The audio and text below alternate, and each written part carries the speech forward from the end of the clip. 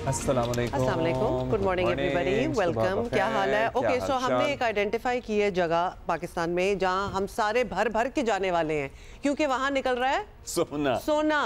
तो आपको ये खबरें तो आपको पता ही चल ही रही हैं, लेकिन जब से तस्दीक हुई है कि वाकई वहाँ कोई सोना निकल रहा है, what are we doing here is my question to you. Reko Diq से भी निकल रहा है। अब ये पंजाब और सरहद खैबर पख्तूनख्वा की सरहद पर, एक ज़माने में सरहद भी होता था ना, खैबर पख्तूनख्वा की सरहद पर ये इलाका है जिस पे जियोलॉजिकल सर्वे कराया गया है और इसकी तफसील से हम जांच करेंगे, पड़ताल करेंगे और इस बारे में बात करेंगे। और ख़ास तौर पे हम वैसे भी जब हमारा वेस्टेड इंटरेस्ट हो तो हमारा बड़ा ही दिल चाहता है कि हम मज़ीद तफसील से इसके बारे में बात करें।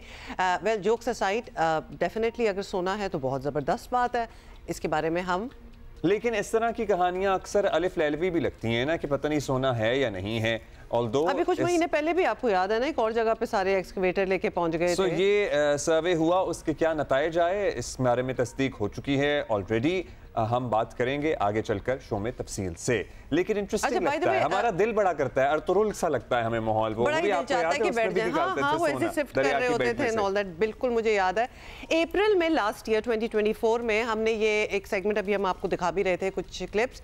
अटक में सोना निकला था और सारे एक्सकवेटर लेके पहुंचे हुए थे।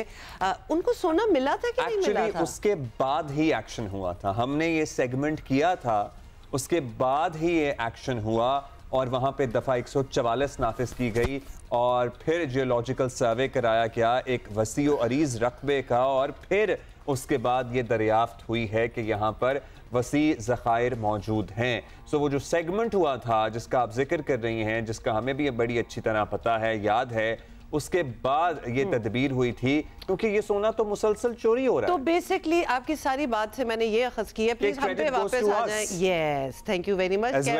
आप प्लीज आप कैमरे हम पे ले आए, क्योंकि जिसको क्रेडिट जाना चाहिए उनको कुछ मिलना चाहिए ना। हमने तो बताया था आपको, तो हमने कहा आज के शो का आगाज हम इस तरह कर लें। थैंक यू, आगे चलते हैं। अच्छा, आगे चलेंगे, चैंपियंस ट्रॉफी की बात करेंगे। चैंपियंस ट्रॉफी की तैयारियां जोरों शोर से जारी हैं। कज़ाफी स्टेडियम की अपग्रेडेशन का काम आखिरी मराहिल में दाखिल हो गया है। वो कुर्सियां लग रही हैं और भाई लोग चाहते हैं हम वॉलंटियर करें। लोग कहते हैं कि हम क्रिकेट से मोहब्बत करते हैं, अगर पीसीबी को हमारी जरूरत है तो हम आएंगे, कुर्सियां तो हम फिट कर ही सकते हैं। वैसे that is so lovely, you know, लोगों का इतना इंटरेस्ट है इस चीज़ में और इतनी एक्साइटमेंट है फॉर द अपकमिंग टूर्नामेंट। आपको बता दें कराची के नेशनल बैंक स्टेडियम टूर्नामेंट के मैचेस की मेज़बानी के लिए भी तकरीबन तैयार है और ये हम कराची के विजुअल्स दिखा रहे हैं। साथ साथ अब आपको दिखाते जाए ना थोड़ी सी डिवीजन और चैंपियंस ट्रॉफी में शरीक इंडिया और पाकिस्तान के सिवा तमाम मुल्कों ने अपनी टीमें जो हैं वो भी बना ली हैं और आम तासुर ये है कि पाकिस्तान क्रिकेट बोर्ड साइम अयूब की फिटनेस के मामले को देखकर ज़रा रुका हुआ है, थोड़ा ज़रा वेट कर रहे हैं एक्चुअली कि how he is going to feel. और ज़रा बता रहे हैं कि लंदन में साइम अयूब के टखने की इंजरी का इलाज जो है वो हो रहा है। वैसे इतनी जल्दी आई डाउट कि वो रिकवरी हो सकते हैं। रिकवरी इंशाल्लाह हो भी जाए, बट इतना प्रेशर दोबारा से डाल देना चाहिए सो सून। खैर, he is an expert hands, तो हम तो उस पर क्या ही राय दे सकते हैं। डॉक्टर्स की जो भी एडवाइस होगी उस पर अमल दरामद करना चाहिए, उस पे इधर उधर डिविएट नहीं करना चाहिए। डॉक्टर्स ऑल तो पूरी उम्मीद है, बताया जा रहा है कि वो जल्द फिट हो जाएंगे। कौमी क्रिकेटर सलमान अली आगा भी कह चुके हैं कि साइम जल्द ठीक हो जाएंगे और चैंपियंस ट्रॉफी खेलेंगे। साइम के बारे में सूरत हाल जल्द क्लियर हो जाएगी और पाकिस्तान रवा हफ्ते टीम का ऐलान कर देगा। अच्छा, प्रिलिमिनरी तो उन्होंने थोड़ी सी बता ही दी है, लेकिन 11 फेब इज द डेट जब फाइनल एक अनाउंसमेंट। भारतीय टीम आपको पता है नहीं आएगी यहाँ पे, लेकिन भारतीय मीडिया ये दावा कर रहा है कि भारतीय कप्तान रोहित शर्मा पाकिस्तान आएंगे। चैंपियंस ट्रॉफी में शरीक 8 टीमों के कप्तान एक प्रेस कॉन्फ्रेंस और फोटोशूट के लिए इकट्ठे होंगे। ज़राए पीसीबी के मुताबिक भारतीय कप्तान की आमद से मुतालिक भारत की जानिब से अभी तक नहीं बताया गया, लेकिन क्रिकेट बोर्ड के ज़राए ये बता रहे हैं कि वो पाकिस्तान आते हैं तो उन्हें खुशामदीद कहा जाएगा। नेचुरली, व्हाई नॉट, हम तो अभी से कह देते हैं अगर आप आए, आप जम आए, सो बिस्मिल्लाह आप आए। मतलब ये वेलकम होता है। If you know some Indians are watching our show, तो ये जम आने का मतलब होता है कि ज़रूर आएँ और खुशी से आएँ और हम we are looking forward to you coming. अच्छा, दूसरी तरफ पाकिस्तान क्रिकेट टीम की वेस्ट इंडीज़ के खिलाफ टेस्ट सीरीज़ की तैयारी जो है वो भी जारी है। आपको पता है ना, उससे पहले और भी बड़ी चीज़ें हो रही हैं चैंपियंस ट्रॉफी से पहले। तो पाकिस्तान और वेस्ट इंडीज़ के दरमियान 2 टेस्ट पर मुश्तमिल सीरीज़ का पहला मैच होगा this coming Friday. after 2 days. अच्छा जी, ब्यूरो चीफ जियो न्यूज़ लंदन मुर्तज़ा अली शाह से हमने दरियाफ्त किया, हमने बात की थी उनसे कि क्या अपडेट है उनके पास साइम की, और जब हमने उनसे पूछा कि साइम की अब तक की मसरूफियात क्या हैं, उन्होंने हमें ये बताया। जी, साइम अयूब को अब लंदन में तकरीबन 2 वीक्स होने के हैं और इस अरसे में उन्होंने लंदन पहुंचने के बाद सबसे पहले उन्होंने यहाँ पर जो ऑक्सफोर्ड सर्कस के पास एक क्लिनिक है वहाँ उन्होंने विज़िट किया, और जहाँ जो एंकल इंजरी के एक स्पेशलिस्ट हैं उनके साथ उन्होंने अपना जो उनको इंजरी हुई है वहाँ पर उनके एक्सरेज हुए, और वहाँ उन्होंने बाकायदा तौर पर डॉक्टर ने उनका चेकअप किया। एक और जो एंकल ट्रीटमेंट के एक स्पेशलिस्ट हैं, जो ट्रॉमा स्पेशलिस्ट हैं, और इस एरिया में उनकी बहुत बड़ी एक्सपर्टीज़ है, वो उन डॉक्टर के साथ वो मिले, वहाँ पर भी उन्होंने अपना सिमिलर चेकअप कराया जिस तरह उन्होंने पहले डॉक्टर से चेकअप करवाया था। और ये दोनों जो डॉक्टर्स की जो असेसमेंट्स है, जो ओपिनियन है, वो उन्होंने उसके बाद जो पाकिस्तान क्रिकेट बोर्ड है उसको भेज दी। पाकिस्तान क्रिकेट बोर्ड की तरफ से एक जो डॉक्टर हैं इस पूरे अरसे में वो पाकिस्तान हाई कमीशन के साथ भी कोऑर्डिनेट करते रहे, और जो साइम अयूब के साथ भी यहाँ पर वो करते रहे। जो पाकिस्तान हाई कमीशन है उन्होंने जो पाकिस्तान क्रिकेट बोर्ड के जो चेयरमैन मोहसिन नकवी की हदायत पर साइम अयूब के लिए यहाँ पर बेहतरीन मेडिकल ट्रीटमेंट का भी उन्होंने अरेंज किया, और उसके साथ साथ जिस 7 स्टार होटल में वो ठहरे हुए हैं उसके अखराजात भी सारे पाकिस्तान क्रिकेट बोर्ड पे कर रहा है। सेंट्रल लंदन का होटल है जहाँ पर उनकी ट्रीटमेंट हो रही है, उसके नज़दीक ही ये होटल है। पाकिस्तान हाई कमीशन ने यहाँ साइम अयूब के लिए फुल टाइम उन्होंने यहाँ पर ड्राइवर और उसके अलावा जो स्टाफ है जो हर वक्त उनके साथ राब्ते में है, जो अज़हर महमूद है वो उनके साथ आए थे जो असिस्टेंट कोच, लेकिन वो पाकिस्तान अब वापस जा चुके हैं, वह पाकिस्तान क्रिकेट टीम के साथ मौजूद हैं। साइम अयूब की अब तक की जो रिपोर्ट्स आई हैं वो क्रिकेट जो पाकिस्तान क्रिकेट बोर्ड के पास हैं, और जो रिपोर्ट्स अभी तक आ रही हैं उनके मुताबिक साइम अयूब को जो 6 वीक्स की रिकवरी है वो उससे लग ये रहा है कि वो 6 वीक्स से उनको ज़्यादा टाइम हीलिंग प्रोसेस में लगेगा, ज़्यादा टाइम हीलिंग में लगेगा। लेकिन मुर्तज़ा ने क्या 7 स्टार होटल कहा था? 7 स्टार होटल, ठीक है, ओके। फिर हमने एक और सवाल भी किया मुर्तज़ा से, और पाकिस्तान में सबको ऑब्वियसली बड़ा बेसब्री से इंतज़ार है कि साइम अयूब 1 माह के अंदर फिट हो भी सकते हैं या नहीं हो सकते, और डॉक्टर्स ने कुछ बताया भी ऑब्वियसली होगा। और फिर हमने मुर्तज़ा से उनका अंदाज़ा भी पूछा कि चेकअप वगैरह जो है उसके बाद कितना टाइम उनको लगेगा। ऑल्दो अभी वो कह रहे थे, लेकिन we wanted to know a bit of detail. Azhar Mahmood भी हमें नजर आ रहे थे साथ, बात कर रहे हैं ना इन लोगों से, तो जवाब में ये आया।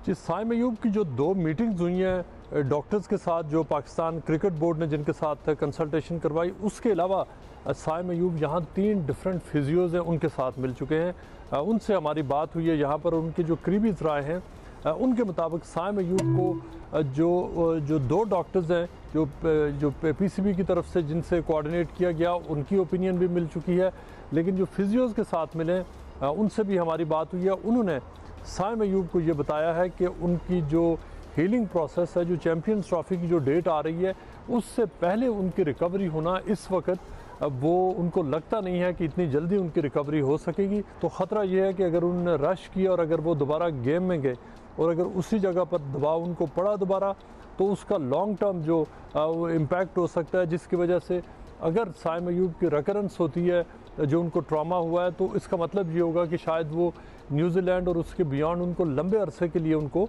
शायद वो गेम से बाहर बैठना पड़े। अब तक जो साइम अयूब हैं उन्होंने इस हवाले से सिर्फ चेकअप्स करवाए हैं, वो लंदन में यहाँ पर मौजूद हैं, और उसमें जो हमें ज़राए ये भी बता रहे हैं कि उनका अभी तक दुबई का वीज़ा नहीं आया। उन्होंने पाकिस्तान क्रिकेट बोर्ड ने उनका दुबई के लिए वीज़ा अप्लाई किया हुआ है, और वो इस इंतज़ार में है कि जो ही उनका दुबई का वीज़ा आया वो यहाँ से लंदन से चले जाएंगे। लेकिन अभी तक जो पाकिस्तान के सफारती ज़राए हैं वो इस हवाले से वो फॉलो अप कर रहे हैं, लेकिन अब 10 दिन से ज़ायद होने को है और साइम अयूब का वीज़ा अभी तक नहीं आया, और ना ही इस पूरे अरसे में उनका जो रिहेबिलिटेशन का प्रोग्राम है वो ही शुरू हो सका है। चूँकि वो लंदन में मौजूद ज़रूर हैं, लेकिन इस अरसा में वो अपने कुछ दोस्त हैं उनके साथ जो मुख्तलिफ़ जगहों पे जा रहे हैं, रेस्टोरेंट्स विज़िट कर रहे हैं और अपने ऊपर जो वो रिलैक्स तो ज़रूर कर रहे हैं, लेकिन उनका जो रिहेबिलिटेशन का जो उनको एक जो पूरा एक रजीम दी गई है, अभी तक उसके ऊपर उनका काम शुरू नहीं हो सका है।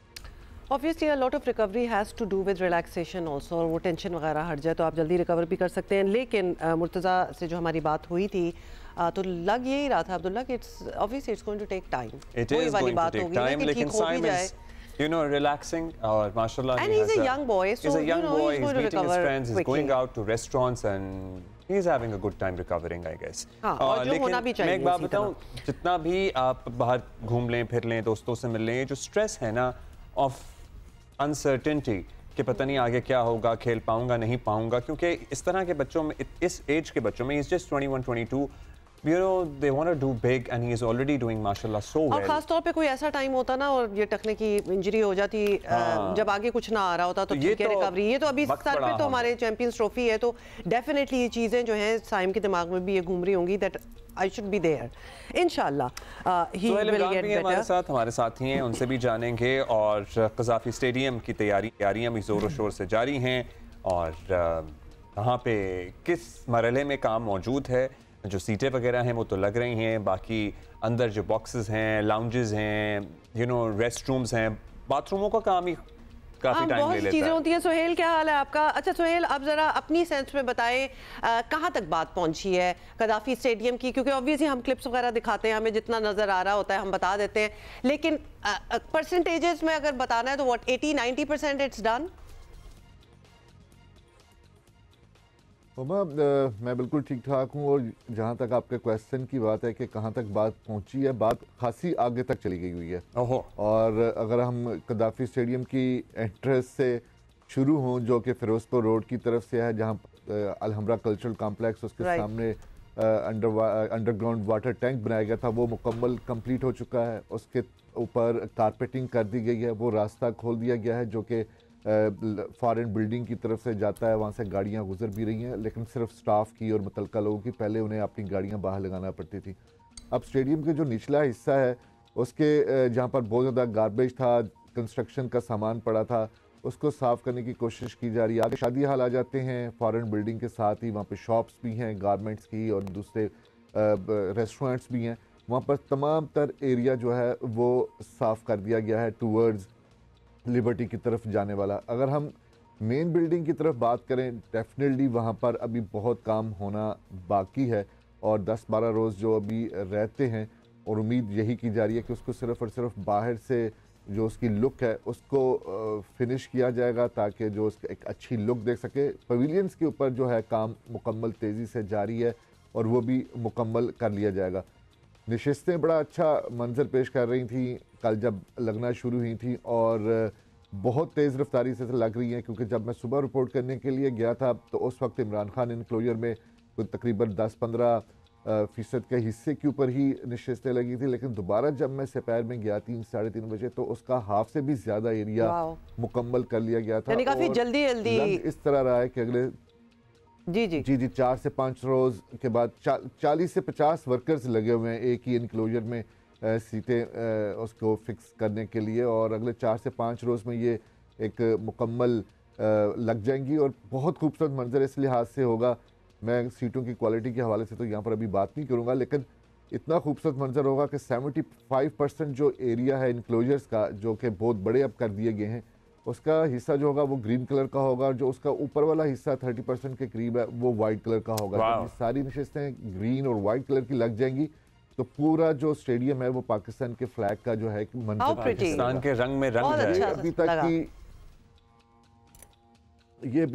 अभी तक की सूरत हाल है, कुछ चीज़ों के ऊपर कॉम्प्रोमाइज़ करना पड़ेगा और डेफिनेटली करना पड़ेगा, इसमें दो राय नहीं है, लेकिन शक्ल इसकी निकल आएगी। 25 जनवरी तक जो चेयरमैन पीसीबी मोहसिन नकवी ने एक डेडलाइन दी हुई है कि फिनिशिंग मुकम्मल कर ली जाएगी। अच्छा सुहेल, हम एक हमारा ट्रेंड ही रहा है कि हमारे जो स्टेडियम्स होती हैं उनके आगे बिल्कुल जो क्लोजेस्ट टू द ग्राउंड वहाँ जंगला लगा दिया जाता है ताकि ऑब्वियसली कोई ट्रेसपास वगैरह ना करे, जो टू बी ऑनेस्ट इतना अच्छा नहीं लगता, दुनिया में और कहीं हम नहीं देखते। ब्लॉक होता है तो और वैसे भी क्यों मतलब जंगला लगा के लोगों को दूर रखा हुआ है, ऐसा कोई आइडिया तो नहीं है ना इरादा जंगला लगाने का?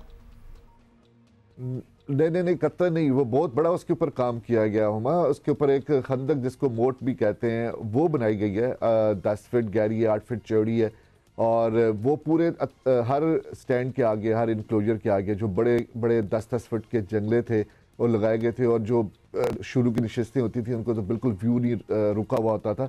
अब उसको ख़त्म कर दिया गया, ये खंदक बना दी गई है इंक्लोजर्स और ग्राउंड के दरमियान में, और उस खंदक के ऊपर 4 से 5 फीट के करीब जो है वो एक ग्रिल लगा दी गई है, जिससे व्यू जो है वो तमाम तर इंक्लोजर्स का, बेशक वो जनरल इंक्लोजर में बैठे हों, प्रीमियम में बैठे हों, VIP इंक्लोजर में बैठे हों या हॉस्पिटैलिटी बॉक्सेस में बैठे हों, उनको किसी किस्म की रुकावट नहीं होगी। अब उस टनल के जो गहरी है उसके ऊपर नेट लगाया जाएगा। अगर फर्ज करें कि चौका छक्का लगता है और बॉल आ जाती है तो वो नेट के ऊपर ही गिरेगी, लेकिन स्पेक्टेटर्स में से कोई भी उसको क्रॉस नहीं कर सकेगा, ट्रेंच है बेसिकली, अदरवाइज नीचे उस खंदक में गिर जाएंगे। अच्छा, टॉकिंग ऑफ जंगलास, तो कराची स्टेडियम में सुना है कि जंगला लग भी चुका है, बल्कि तो दिखा भी रहे हैं, अभी वेट करें, अभी दिखाते हैं। तो ये इन्होंने कराची में नहीं सोचा कि जंगले, सुना तो था कि कराची में भी ये के अलावा भी बड़े आइडियाज हो सकते थे। जी जी, वहाँ पर मैंने भी यही सुना, क्योंकि मैंने देखा नहीं है अभी, लेकिन सुनने में यही आया था कि वहाँ पर जंगला जो है वो मौजूद रहेगा। लेकिन मुझे जो लगता है कि एक ही वक्त में कंस्ट्रक्शन जो है वो हर स्टेडियम में उस तरह वसी पैमाने पर शुरू नहीं की जा सकती थी, वक्त की कमी भी थी, उनको मुकम्मल भी करना था, इसलिए सारे का सारा जो फोकस रहा है वो PCB हेडक्वार्टर कद्दाफी स्टेडियम में रहा है। यहाँ पर मासवाए फॉरेन बिल्डिंग के बाकी पूरे का पूरा स्टेडियम। अच्छा, ये जो फॉरेन प्लेयर्स की हम बात करेंगे, जाहिर है इतनी टीमें आएंगी सुहेल और वो रहेंगी भी, तो क्या मतलब वो होटल टू स्टेडियम वाला रूट होगा? वैसे तो हमारे होटल्स को भी मेजर अपग्रेडेशन की जरूरत है, या फिर अच्छे खुल गए हैं लाहौर वगैरह में, तो there are some nice, not big 5-star ones, but मतलब quality of heritage hotel type, क्योंकि होटल्स ने भी अपनी तैयारी करनी होगी, शायद PCB भी उनके साथ राब्ते में होगा, या फिर ये स्टेडियम के अतराफ ही होगी एकोमोडेशन कोई? नहीं अब्दुल्ला, वही 5-star होटल ही होगा जो माल रोड का है, वहीं से टीमों को आना पड़ेगा, जो 7.5-8 मिनट के ऊपर रूटीन के मुताबिक पहुंचती हैं। 2 ही रूट्स लगते हैं, एक मेन बुलेवार्ड गुलबर्ग वाला और दूसरा केनाल और फिरोजपुर रोड का, अभी तो वही रहेगा। और टीमें एक ही वक्त में मैक्सिमम से मैक्सिमम 3 टीमें एक स्टेशन पे रह सकती हैं, मेरा ख्याल है, जो अभी तक शेड्यूल के मुताबिक है। अदरवाइज़ तो 2 टीमें तो डेफिनेटली अगर लाहौर में है तो वो रहेंगी, तो उसके लिए तो कोई प्रॉब्लम नहीं है। अगर आप देखें कि PSL की जब टीमें हो रही होती हैं तो एक ही वक्त में 3 से 4-5 टीमें PC में समा जाती हैं, तो ऐसा रिहाइश के हवाले से कोई मसला नहीं है। जहाँ तक करीब की वाली बात है वो मैं आपको थोड़ा सा बताता चलूं कि आइंदा 1 साल के अंदर ये वाला मसला भी हल हो जाएगा। बिल्कुल मुतसिल कद्दाफी स्टेडियम की बैक साइड पे बिल्डिंग भी ले ली गई है, वो कंस्ट्रक्ट है, और वो होटल का काम वहाँ पर इसलिए अभी शुरू नहीं किया गया कि उसका खासा लंबा काम है। तो मेरा ख्याल है कि आइंदा 1 बरस 1.5 बरस के अंदर यहाँ पर होटल जो है वो तामीर हो जाएगा। बिल्कुल बिल्डिंग भी ले ली हुई है, 8 से 10 मंजिला बिल्डिंग है, उसके साथ पार्किंग और सारा कुछ ले लिया गया। उसका रास्ता अकेडमी की तरफ होगा और अकेडमी से फिर प्लेयर्स जो हैं वो स्टेडियम की तरफ आ सकेंगे। और क्या लोकेशन है, मतलब that would be just awesome ideal. वो जो जाहिर रूट लगाना पड़ता है, शहरियों को भी दिक्कत होती है, वो सारे से भी बच जाएंगे ना, फिर उसी अहाते में रहेंगे, वहीं पे खेलेंगे, so it would be great. अच्छा, फोटोशूट जो होना है ये कप्तानों का, ये कराची में होगा मोस्ट लाइकली या लाहौर में ही होगा? क्योंकि रोहित शर्मा के आने की भी खबरें तो चली रही हैं अब्दुल्ला, क्योंकि 19 को शुरू होनी है चैंपियंस ट्रॉफी और उसका पहला मैच कराची में ही है, तो अभी तक मुमकिन तौर पर यही कहा जा रहा है कि अगर 16 और 17 को जो टेंटेटिव डेट्स भेजी हैं पाकिस्तान क्रिकेट बोर्ड ने ICC को, और वो वार्म अप मैचेस को सामने रखते हुए इस चीज़ को मुमकिन बनाएंगी कि जो ओपनिंग सेरेमनी है वो किस तारीख को होगी। मुमकिन तौर पर 16 और 17 तजवीज़ किया है पाकिस्तान क्रिकेट बोर्ड ने, और इसका फैसला ICC करेगी और मुमकिन तौर पर ये कराची में ही होगी। ये एक प्रोटोकॉल है, ICC इवेंट्स जब भी होते हैं तो उसमें तमाम तर टीमें शिरकत करती हैं, उसमें ना तो इंडिया की तफरीक की जाती है, ना बांग्लादेश की, ना पाकिस्तान की, जितने भी ममालिक हैं वो टीमें आती हैं। अगर टीमें नहीं आती तो उन ममालिक के कप्तान जो हैं वो शिरकत करते हैं, जो कि हमने माजी में 2023 में होने वाले वर्ल्ड कप में भी ये देखा, ये जो T20 वर्ल्ड कप हुआ था उसमें भी देखा था, और अब भी यही प्लान किया जा रहा है कि वहाँ पर जो फ़ोटोशूट होगा, एक कंबाइन तमाम कप्तानों का एक ओपन मीडिया सेशन होता है जहाँ पर मौजूद होते हैं, तो उसमें शिरकत के लिए पाकिस्तान क्रिकेट बोर्ड ने तमाम प्लान दे दिया, और इस तमाम तर की जिम्मेदारी पाकिस्तान क्रिकेट बोर्ड के ऊपर है कि उनको फैसिलिटेट किया जाएगा इंडियन मीडिया से सेंस मिल जाती है कि क्या होने वाला है, आपको पता है क्योंकि जब टीम जब नहीं भी आ रही थी when they had no plans of coming to Pakistan, जो कि ऑब्वियसली अब वही हुआ कि वो नहीं आ रहे, तो तब भी मीडिया से ही बात निकली थी। तो अब अगर ये उनका कहना है कि उनके कप्तान माइट कम, तो डेफिनेटली फिर वो कुछ हो ही रहा होगा, फिर वो then he might actually come as well. हमने आपसे सुहेल इमरान टीम स्क्वाड का भी पूछना था सब, लेकिन अभी उसमें सुनने में यही आया कि थोड़ा सा टाइम है और साइम अयूब की भी इंतज़ार है कि उनकी कंडीशन क्या होगी, जो कि एक्चुअली अभी हमने उसकी भी अपडेट ली है। जी, चैंपियंस ट्रॉफी के हवाले से 12 जो जनवरी थी वो एक मुमकिन जो पहला इब्तदाई स्क्वाड था उसकी तारीख देने की थी आखिरी, और उसके लिए 6 टीमों ने तो अनाउंसमेंट कर दिया था। इंडिया के मसले मसाइल अभी चल रहे हैं, बिल्कुल वही वाले मसले मसाइल हैं जो एशिया कप 2023 में पाकिस्तान को सामना करना पड़ा था और उसमें डिले होते चले जा रहे थे पाकिस्तान की टीम। अब वही वाली सूरत हाल जो है वो इंडिया को दरपेश है, उन्होंने अनाउंसमेंट नहीं किया, और हमारे भी साइम अयूब की फिटनेस को लेकर मसले मसाइल चल रहे थे। इस वजह से अनाउंसमेंट इब्तदाई स्क्वाड का नहीं किया गया, और ज़रूरी भी नहीं था कि अनाउंसमेंट किया जाता है। सिर्फ मुमकिन तौर पर उस चेक लिस्ट को टिक मार्क करने के लिए पाकिस्तान क्रिकेट बोर्ड ने अपने जो नाम है तकरीबन 20 के करीब, जिसमें साइम अयूब भी हैं और फ़खर ज़मान भी हैं, और उसके साथ साथ अब्बास आफरीदी हैं, और उसके साथ हसीबुल्ला भी हैं, जहांदाद खान भी हैं, इनके नाम भी शामिल हैं। और बाकी स्क्वाड वही है जो साउथ अफ्रीका के ख़िलाफ़ जिसने वनडे सीरीज़ में कामयाबी हासिल की थी, और उसमें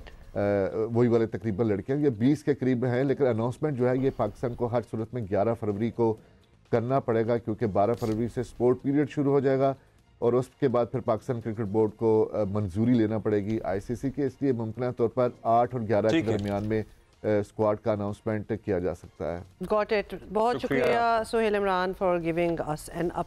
तो we are there pretty much ready to go. Let's put it all on the line. Lovely jacket. जी on the line lovely promo. हाँ, जैकेट भी मुझे अच्छी लगी, मुझे चाहिए। Very motivating as well. Jacket भी खूबसूरत है।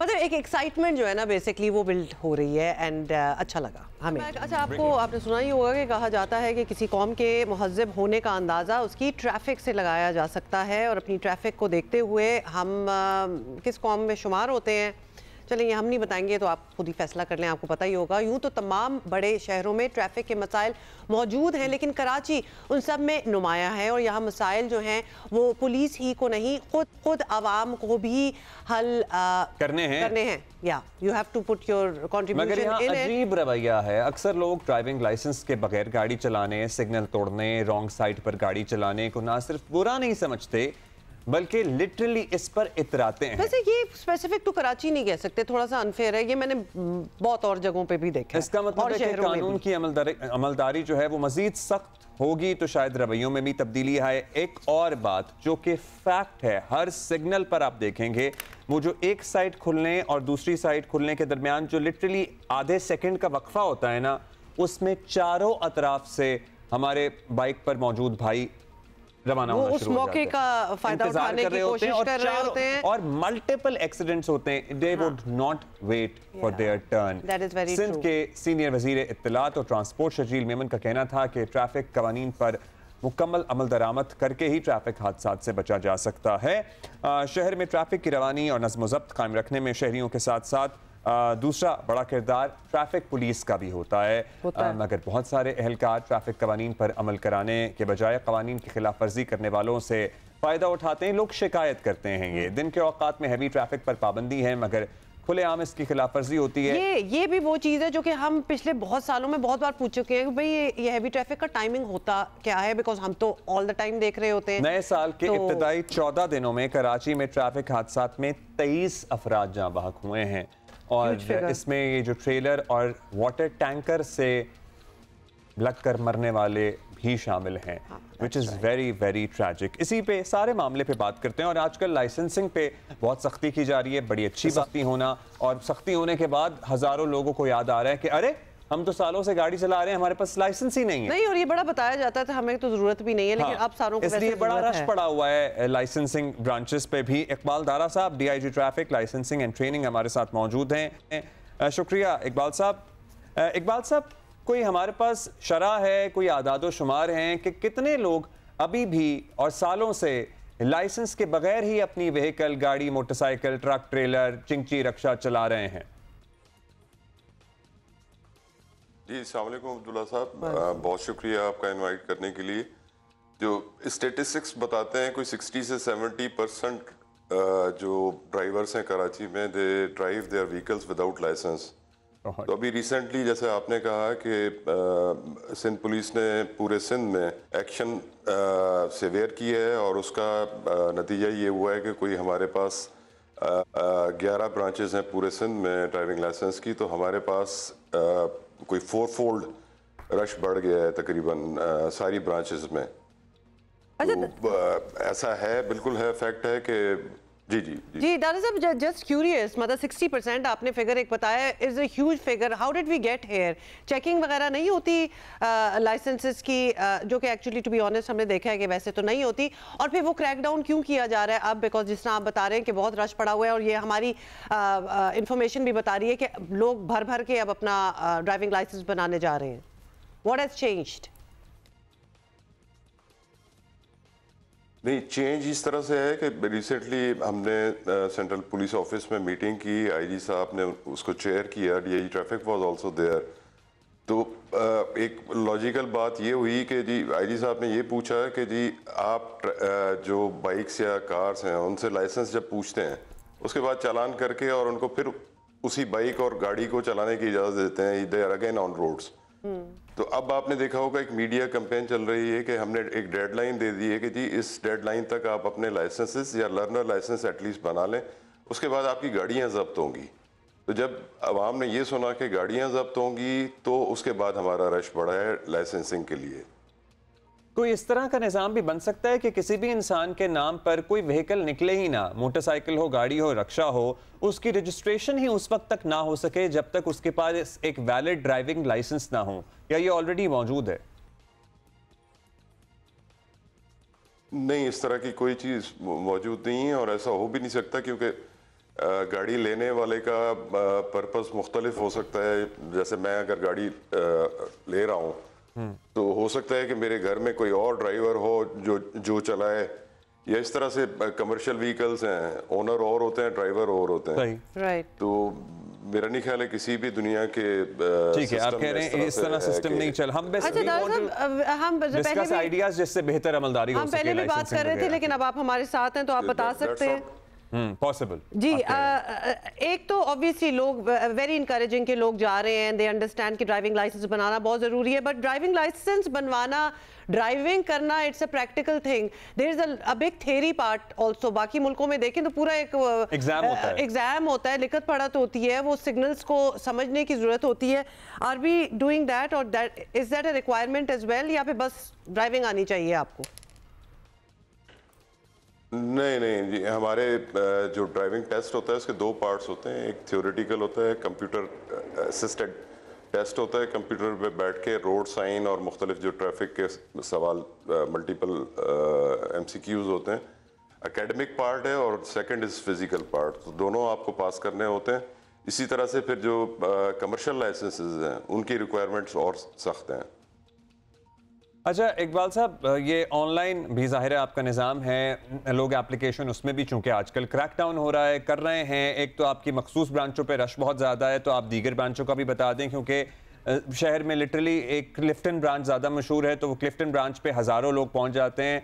फिर दूसरी नाज़म बात है, तो बाकी ब्रांचेस कहाँ कहाँ हैं, आवाम की आगाही के लिए बता दें। फिर लोग कह रहे हैं जो ऑनलाइन अप्लाई कर रहे हैं 3-3 हफ्ते हो गए हैं, लेकिन उनकी एप्लीकेशन आगे प्रोसेस नहीं हो रही है। तो क्या रश ज्यादा है या टाइम ही इतना लगता है आपके पास? नहीं, बिल्कुल आपने सही कहा। एक तो लोगों का परसेप्शन ये है कि कराची में एक ही ब्रांच है, चूंकि पहले किसी जमाने में एक ही ब्रांच होती थी, क्लिफ्टन। तो क्लिफ्टन में हमारा ज़्यादा रश बढ़ गया है। लेकिन कराची में मैं आपकी तवज्जुह से आवाम को ये बताऊंगा कि 6 ब्रांचेज हैं हमारी। सईदाबाद में ब्रांच है, मलीर में है, नाजमाबाद में है, सऊदाबाद में है, कोरंगी में है, और ये क्लिफ्टन ब्रांच है। तो 6 ब्रांचेज हैं हमारी जो कि सारी सर्विसेज प्रोवाइड कर रही हैं। और उसके अलावा जैसे कि मैंने कहा कि पुलिस, ट्रैफिक पुलिस ने इस वक्त वार्निंग दी हुई है कि जी अगर आप लर्नर भी अपना बना लेते हैं तो we can wait for 42 days, जो कि उसका पक्का लाइसेंस बनवाने का पीरियड है, आपको वार्निंग दे के छोड़ दिया जाएगा। तो लर्नर के लिए जैसे कि आपने कहा कि हमने 3 महीने पहले ऑनलाइन सर्विसेज स्टार्ट कर दी थी, और आज तक हमने 40,000 लर्नर लाइसेंसेस ऑनलाइन इशू कर चुके हैं। तो हमारा कोई पर डे एवरेज 2-2.25 लोग ऑनलाइन लर्नर हासिल करते हैं। इसके अलावा रिन्यूअल भी ऑनलाइन अवेलेबल है। लेकिन it is taking a lot of time renewal की एप्लीकेशन प्रोसेसिंग। नहीं, वो अब हम थोड़ी सी शुरू में टेक्निकल ग्लिचेस थी हार्डवेयर की, सॉफ्टवेयर की। जैसे जैसे वो टाइम बढ़ता जा रहा है वो हम इम्प्रूव करते जा रहे हैं और इंशाल्लाह अब वो जो लैग था, टाइम डिले था, वो ख़त्म होता जा रहा है। और जो ऑनलाइन रिन्यूअल है वो भी हो रहा है। इंटरनेशनल ड्राइविंग परमिट्स भी हम ऑनलाइन इशू कर रहे हैं। और सिमिलरली लर्निंग, जैसे मैंने कहा, पिछले 24 घंटे में 2000 से ज्यादा हमने लर्निंग लाइसेंसेस ऑनलाइन इशू किए हैं। अच्छा, शरह क्या है? Learner licence is very simple and जी। अच्छा दारा साहब, अब ये तो लाइसेंसिंग वगैरह की बात होगी, but obviously that's not the only thing जिसकी वजह से ट्रैफिक का निज़ाम ख़राब होता है। अब ट्रैफिक इटसेल्फ का हम बात कर लेते हैं। जैसे कि हमारी इंफॉर्मेशन हमें बता रही है कि कराची जैसे एक बहुत बड़े शहर में वर्किंग सिग्नल्स, जो सिग्नल काम कर रहे हैं, सिर्फ लगे नहीं हुए, वो कोई 90 हैं, मतलब 100 से भी कम। हमारी जो वॉल स्ट्रीट है, आया चुंदरीगढ़ रोड, उसी पे मुताद्दिद सिग्नल्स हैं जिनमें से बहुत से काम नहीं भी करते और ट्रैफिक पुलिस नहीं चलते। ट्रैफिक पुलिस एहलकार जिनका काम बड़ा मुश्किल है, मेहनतकश लोग हैं, धुएं में खड़े होते हैं और वो हाथों से ही चला रहे होते हैं। नहीं, बिल्कुल सही कहा आपने। ट्रैफिक जो सिग्नल्स हैं कराची में, वो उनकी जो रनिंग है उसकी जिम्मेदारी ट्रैफिक इंजीनियरिंग ब्यूरो के पास है, ट्रैफिक पुलिस के पास नहीं है। तो दे आर रिस्पॉन्सिबल। चूँकि traffic is not my mandate, तो मैं डीआईजी ट्रैफिक रहा हूँ, तो मेरी बड़ी उनके साथ इंगेजमेंट और आई एम श्योर अभी भी होती होगी ट्रैफिक इंजीनियरिंग ब्यूरो के साथ। लेकिन अनफॉर्चुनेटली उनके पास भी बड़ा एक वो है ट्रैफिक इंजीनियरिंग ब्यूरो, वो यही कहते हैं कि जी हीरोइनी और जो ड्रग एडिक्ट्स होते हैं, वो उनकी इक्विपमेंट जो कि बिल्कुल किसी के काम की नहीं होती, उसको वेंडलाइज करते हैं सिग्नल्स के साथ। रात को लेट नाइट जब वो चल नहीं रहे होते, उनकी केबल काट के ले जाते हैं। तो बहुत सारे गटर के ढक्कनों के बाद ये एक और इंकशाफ हुआ है कि सिग्नल भी हीरोइंची उठा खराब कर रहे हैं। तो सिर्फ हमारे जाहिर है ट्रैफिक कवानीन की खिलाफ वर्जी तो कोई भी कर सकता है और करते हैं, चाहे वो डाले वाले हों, बड़ी गाड़ी वाले हों, छोटी गाड़ी वाले हों या बाइक वाले हों। बड़ा शहर है, मोटरसाइकिलों की तादाद भी बहुत ज़्यादा है, लेकिन एट द सेम टाइम बहुत से मोटरसाइकिल सवार अफराद लाइसेंस नहीं बनवाते या नहीं होता उनके पास, लेन में नहीं चलते। हमने लाहौर में देखा है, अभी ये मखसूस लेन फिरोजपुर रोड पर बनाई जा रही है ग्रीन रंग की, जिसमें मोटरसाइकिलें चलेंगी। सो यहाँ क्या सूरत हाल है, इसको कैसे बेहतर किया जा सकता है? तो साहब, एक तो बड़ी अवेयरनेस की ज़रूरत है। रिसेंटली आपने देखा होगा बड़ा स्पाइक आया है ट्रैफिक रिलेटेड एक्सीडेंट्स में और फैटल एक्सीडेंट्स में। हम बड़ा आसान है कि ये उसमें हम विक्टिम के साथ सिंपथाइज करते हैं, और लेकिन जब हमारे पास एक ट्रैफिक एक्सीडेंट एनालिसिस सेंटर है, जब उसमें हम एनालिसिस करते हैं तो आप ये देखें जो विक्टिम होता है बड़ी गाड़ी के नीचे आ जाता है बाइकर। जब उसकी आप एक्सीडेंट की एनालिसिस करें तो आपको पता चलता है कि वो फास्ट लेन में बाइक चला रहा होता है, हेलमेट उसने नहीं पहना होता, लाइसेंस उसके पास नहीं होता। तो हम सारे चढ़ दौड़ते हैं उस बड़ी गाड़ी के पीछे, बजाय इसके कि हम उसके मुहर्रिकात देखें कि किस चीज़ के नतीजे में वो एक्सीडेंट हुआ है। तो अनफॉर्चुनेटली दोज बाइकर्स जिनके साथ ये फैटल एक्सीडेंट्स होते हैं, वो they are themselves most of the time, वो जनरलाइज नहीं कर रहे, लेकिन most of the time they are responsible. सर्दियाँ हैं, अब तो ये भी एक्सक्यूज़ नहीं है कि गर्मी है। मेरी तो सब बाइकर्स के साथ ये रिक्वेस्ट है कि जी फास्ट लेन में ना चलें, हेलमेट फास्ट लेन में ना चलाएं अपनी बाइक, अपनी लेन में चलाएं और बराए मेहरबानी हेलमेट पहनें। अच्छा दार साहब, एक और चीज़, अब हम ये बात कर ही रहे हैं तो अलॉट ऑफ द टाइम्स हमने देखा है क्रैकडाउन, या फिर जब भी याद आता है कि लाइसेंस वगैरह देखना है और पकड़ना है, गाड़ियां रजिस्टर्ड हैं कि नहीं, तो बड़ी गाड़ियों पे इन्हिसार होता है इस चेकिंग का। वेरएज़ पूरे शहर में अगर आप चिंची, रक्शे, ये सब कुछ देखें तो ना ये रजिस्टर्ड होते हैं, ना नंबर प्लेट लगी होती है, और उसके बाद फिर 15-16 साल के बच्चे चला रहे होते हैं। ट्रैफिक कवानीन की पाबंदी का तो कोई सीन ही नहीं है, बिल्कुल ही नहीं है, मतलब पर्टिकुलरली चिंची वाले उनको देख के पता चल जाता है कि उनको चिंची मिली है, उन्होंने चलाना शुरू कर दिया है, बस दैट्स इट। कोई रजिस्ट्रेशन, नंबर प्लेट, उम्र का तयन भी नहीं, 15 साल के बच्चे भी चला रहे हैं। बिल्कुल सही कहा आपने। एक अनरेगुलेटेड, एक because of absence of public transport, एक बहुत बड़ा वो जो गैप था उसको फिल करने के लिए बड़ी सवारी से छोटी सवारी, एक बस का ओनर था, उसने बस बेच के और 4 चिंची खरीद लिए, और वो चिंची जो कि अनरेगुलेटेड है, इलीगल है, that is on the roads. तो मेरा ये ख्याल है कि ये फेज़ आउट हो जाएंगी, खुद ही ख़त्म होती जाएंगी जैसे जैसे ये बड़े मंसूबे BRT के कंप्लीट होते जाएंगे, ब्रेड बसेस ऐड होती जाएंगी, और मास ट्रांजिट के जो प्रोजेक्ट्स हैं वो जैसे जैसे कंप्लीट होते जाएंगे, they will be phased out naturally. एक बात सर, आप उसके नेचुरल फेज आउट होने का इंतजार तो नहीं करेंगे, आप उसको लाइसेंस एटलीस्ट उसके पास हो, ये तो आप लोग मेक श्योर कर सकते हैं। बिल्कुल आपने ठीक कहा। ट्रैफिक पुलिस, चूंकि मेरा मैंडेट नहीं है, ट्रैफिक पुलिस एक्शन भी लेती है और ट्रैफिक पुलिस इनके खिलाफ काम भी करती है, लेकिन साथ साथ आप देखें कि ये 14-15 हज़ार अगर इलीगल चीज़ हैं तो लोगों को सर्विस तो प्रोवाइड करते हैं। अगर आज आप इनको बंद कर दें तो लोग अपने जो एक तो 14-15 हज़ार ड्राइवर और फैमिलीज उनकी वो बेरोजगार हो जाएंगी, और साथ साथ लोग जो इनकी सर्विसेज हासिल कर रहे हैं अपने दफ्तर जाने के लिए, अपने वर्क प्लेसेस पे जाने के लिए, उनके पास कोई अल्टरनेटिव नहीं होगा। अगर रेगुलेट करने का ही चले, कोई निजाम होना चाहिए, बिल्कुल होना चाहिए। आपने वक्त दिया, शुक्रिया साहब जी। है ट्रैफिक पुलिस काम भी करती है जी, लेकिन इसका जो सही वो है, ये BRT के जब जैसे जैसे प्रोजेक्ट्स कंप्लीट होते जाएंगे, they will be phased out, ये खत्म होते जाएंगे इंशाल्लाह। इकबाल दारा साहब, thank you for being with us. अच्छा देखिए, अब हम साहब से बड़ी डिटेल में ये बात की है, और जो वो कर रहे हैं दैट्स वन थिंग, लेकिन जो हमारी कंट्रीब्यूशन हो सकती है, मतलब we can not be driving a car without a licence and then saying कि देखो निज़ाम कितना बुरा है और यहाँ लाइटें सिग्नल नहीं लगा हुआ and all that. No, we have no right then, क्योंकि अगर हम ही निज़ाम को फॉलो नहीं कर रहे तो हमें कोई राइट ही नहीं है कि हम अगले को या फिर उसको क्रिटिसाइज भी करें। तो लेट्स वर्क ऑन आवरसेल्व्स। पहले तो अपनी गाड़ियाँ रजिस्टर कराएं, हेलमेट पहने अगर आप बाइक पे हैं, लाइसेंस लें, और अंडर एज ड्राइविंग ना करें। मतलब इतनी ये 4 चीज़ें ही अगर कर लें तो फिर देन हम और अपने लेन का भी एहसास करें, ख्याल करें, और प्लीज वो जो 1 सेकंड मिलता है ना, जब चारों आप एक चौक, एक चुरंगी पे खड़े हो, जब चारों तरफ से सिग्नल बंद है और एक ने बंद होना है और दूसरे से चलना है, तो चारों तरफ से बाइकें निकलना शुरू हो जाती हैं, और मतलब जो साइड खुलती है फिर सुनहरा मौका ना समझे उसको, जो साइड खुलती है जिससे चलना होता है, फिर वो टकराते हैं, फिर वो टक्कर होती है, फिर एक्सीडेंट होते हैं, फिर लड़ाइयाँ होती हैं, फिर झगड़े होते हैं, फिर ट्रैफिक ब्लॉक होती है। That's very right. यही होता है। मगर हमारे जो मनशियात के आदि अफराद हैं वो गटर के अलावा अब वो गटर भी हो गए और सिग्नल भी उठा रहे हैं। हम एक लिस्ट बना रहे हैं कि क्या क्या चीजें ये खुलेआम कर रहे हैं। रोड की ग्रिल्स भी वैसे एक्चुअल उखाड़ते हैं। अच्छा जी, आपको दिखाना है कराची स्टेडियम। आप पहले, क्योंकि हम लाहौर गद्दाफी की तो बात कर रहे थे, कराची स्टेडियम भी देखें, और तैयारियां बिल्कुल जोरों शोर पे हैं, और जंगला लग रहा है जी इधर।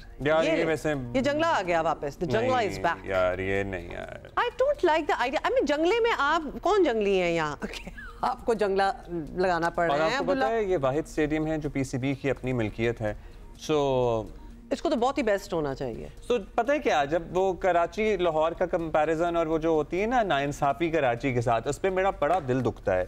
चाहे वो मोटरवेज का मामला हो कि मतलब पूरे पाकिस्तान की सड़कें बन गई, लेकिन हैदराबाद से सक्कर ना बन सकती। हाँ जो बात है, चले वो तो दूसरी बात थी। अब ये स्टेडियम में मुझे लग रहा है थोड़ा सा कराची को ना ज्यादा ख्याल रखना चाहिए। भाई ये पाकिस्तान का सबसे बड़ा शहर है, ये भी प्यार और मोहब्बत डिजर्व करता है। भाई तो लोग कहने वाले कहेंगे तो आपको क्या इसमें मोहब्बत नहीं नजर आ रही, हम जंगले लगा रहे हैं, हम we are building it up, तो आपको क्या प्रॉब्लम है? मेरा प्रॉब्लम एस्थेटिक है। हम जंगले क्यों लगा रहे हैं? मतलब कि अगर वहाँ, वैसे तो वहाँ भी खुंदक बन गई है, वो भी सिक्योरिटी, हमें जाहिर है हमारे सिक्योरिटी कंसर्न्स हैं। तो कज़ाफी स्टेडियम में बड़ा अच्छा है उसका सोल्यूशन निकाला गया कि उन्होंने वो ट्रेंच बना दी है, ट्रेंच बनाई है और इतनी गहरी बनाई है कि उसमें से आप क्रॉस कर ही नहीं सकते। मे बी यहाँ टाइम कंस्ट्रेंट है और अगले फेज में बनेगी। एक एस्थेटिक भी तो एक चीज होती है ना अब्दुल्ला, जंगला does not look good and there are many ideas. ये जो जंगले हैं ये इनकी हाइट बहुत ज्यादा ना हो, और मेरा ख्याल है ये छोटे लग रहे हैं मुझे, ये शायद व्यू ब्लॉक नहीं करेंगे। और जरा वाइड भी लग रहे हैं। ओके लेट्स सी, हम कुछ नहीं कहेंगे जब तक उसको कंप्लीटली नहीं देखेंगे। और काम हो रहा है, तेजी से हो रहा है भाई। मौसम ठंडा है, सियासत गर्मा गर्म है। सो पहले मौसम की ठंडक पे अपडेट देंगे और फिर सियासत की गर्मी बाद में डिस्कस करेंगे। तो मौसम में भी पहले आपको लेके जाते हैं हुंजा। और अच्छा, हुंजा में उस तरह बर्फ नहीं पड़ी जिस तरह पड़ जाती होती है, पहाड़ों पे पड़ रही है। मतलब पहाड़ों पे अली अहमद अली हमें बता रहे हैं फ्रॉम हुंजा। अस्तोर से भी उसके बाद हमारे साथ होंगे रफीउल्लाह अफरीदी। जी, गिलगित बल्तिस्तान के ज़िला हुंजा में खुश्क सर्दी का राज है, क्योंकि इस साल मौसम सरमा में अब तक यहाँ पर उस हिसाब से बर्फ़बारी नहीं हुई जिस हिसाब से गुज़श्ता सालों में यहाँ पे होती थी। अब भी देख सकते हैं कि यहाँ पर तमाम पहाड़ जो है इस वक्त सूखे हैं और पिछले माह जो है यहाँ पर हल्की बर्फ़बारी हुई थी, लेकिन अब बर्फ़बारी नहीं हुई, जिसके बायस यहाँ पर खुश्क सर्दी है। और इस खुश्क सर्दी के बायस यहाँ पर मुख्तलिफ़ बीमारियाँ भी देखने में आ रही है और हॉस्पिटल्स में जो है लोगों का रश नज़र आ रहा है। अब भी यहाँ पर सरमाई खेलों का आगाज़ भी हो गया है, जिसके लिए यहाँ पर वो मुनासिब बर्फ़ मैसर नहीं है कि वहाँ पर लोग जो है खेल सकें। देखा, मैंने आपको कहा था कि उस तरह बर्फ नहीं पड़ी, बारिश मतलब बर्फबारी नहीं हो रही है और खुश्क सर्दी बहुत सी बीमारियां भी लाती है। That's true। हमें पता होगा ना कि हमारे यहाँ जो छोटी मोटी सर्दी है, कराची में तो बीमारियां ज़्यादा हैं, सर्दी कम। तो मंजर बिल्कुल यकसर मुख्तलिफ है, वो रफीउल्लाह अफरीदी बताएंगे। गिलगित बल्तिस्तान का इंतहाई खूबसूरत तरीन ज़िला अस्तोर सरमाए सियाहत को लेके भी इस वक्त बर्फ़ से ढके चारों तरफ जो पहाड़ हैं वो इंतहाई दिलकश दिलफरेब नज़ारे पेश कर रहे हैं। जबकि अस्तोर के जो सियाती मकामात हैं, रामा मेडोज़ है, दिवसाई के ऊपर भी इस वक्त खूबसूरत नज़ारे वहाँ पे नज़र आ रहे हैं। यहाँ गर्मियों में तो बड़ी तादाद में सियाह यहाँ आते हैं लाखों के हिसाब से, मगर दूसरी तरफ सर्दियों में ख़ासकर बर्फ़बारी और दीगर चीज़ें देखने के लिए गुज़श्ता यानी 3 साल पहले कोई सियाह यहाँ नहीं आते थे। जब से यहाँ पे मीडिया स्पेशली जियो न्यूज़ की भरपूर कवरेज के बाद इस वक्त गुज़श्ता 3 सालों से बड़ी तादाद में सियाह अस्तोर की तरफ आ रहे हैं, बल्कि इंटरनेशनल सियाह भी नंगा पर्वत समेत रोपल बेस कैंप और दीगर इलाकों का रुख करते हैं। यहाँ पे सर्दी और यहाँ पे सख्त सर्दी की वजह से मसाइल और मुश्किलात ज़रूर हैं, राब्ता सड़कें और दीगर मसाइल का सामना है, मगर यहाँ पे इसके बावजूद भी सियाह यहाँ आते हैं। भाई जियो न्यूज़ और हमने क्रेडिट ले लिए रफीउल्लाह के साथ साथ कि हमारी कवरेज की वजह से अब मौसम में सरमा भी टूरिज्म अस्तोर में हो रहा है। Basically credit goes to us, लेकिन where were all the women. सर्दियों में क्या उनको छुपा दिया जाता है या क्या उनको हाइबरनेशन में डाल दिया जाता है? In any visual. और फिर मुझे मतलब पर्सनली इस बात पे मेरे जरा क्वेश्चन मार्क्स उड़ जाते हैं कि where did all the women go. अच्छा जी, सियासी गर्मा गर्मी पे आते हैं। वहाँ मामला इतना ठंडा नहीं है। पीपल्स पार्टी के वफाकी हुकूमत से शिकायत के दायरा कार को बढ़ता हुआ देखा जा रहा है। इस मामले में chairman Peoples Party Bilawal Bhutto Zardari ही नहीं, गवर्नर पंजाब समेत दीगर रहनुमा भी पेश हैं। खासतौर पर सिंध हुकूमत के वफाक से गिले शिकवों में मुसलसल इजाफा हो रहा है। सिंध को वफाक से मिलने वाले फंड्स हों, दरियाए सिंध के पानी ऐसे निकलने वाली नहरों का मामला हो या दीगर तरक्याती मनसूबे हों, सिंध हुकूमत वफाक से बहुत खुश नहीं है। वज़ीर आला सिंध मुराद अली शाह ने वज़ीर आज़म को ख़त लिखकर हैदराबाद सखर मोटरवे के लिए बजट मुख्तस करने का मुतालबा किया। ये भी कहा है कि नेशनल हाईवे अथॉरिटी का सिंध के लिए 5% से भी कम बजट रखना काबिल तशवीश है। यहाँ तक कि पीपल्स पार्टी के रहनुमा कराची में रेड लाइन समेत ट्रांसपोर्ट के दीगर नामुकम्मल मनसूबों और सड़कों की खस्ता हाली की वजह भी वफाक के अदम ताउन को करार दे रहे हैं। 10 फरवरी 2024 को मौजूदा वफाकी हुकूमत की फॉर्मेशन के लिए एक मुआहिदा हुआ था पाकिस्तान पीपल्स पार्टी का और मुस्लिम लीग नवाज़ का। उस मुआहिदे के अंदर लिखा गया था कि जो पब्लिक सेक्टर डेवलपमेंट पोर्टफोलियो है उसको दोनों सियासी जमातें मिलकर बैठकर बनाएंगी।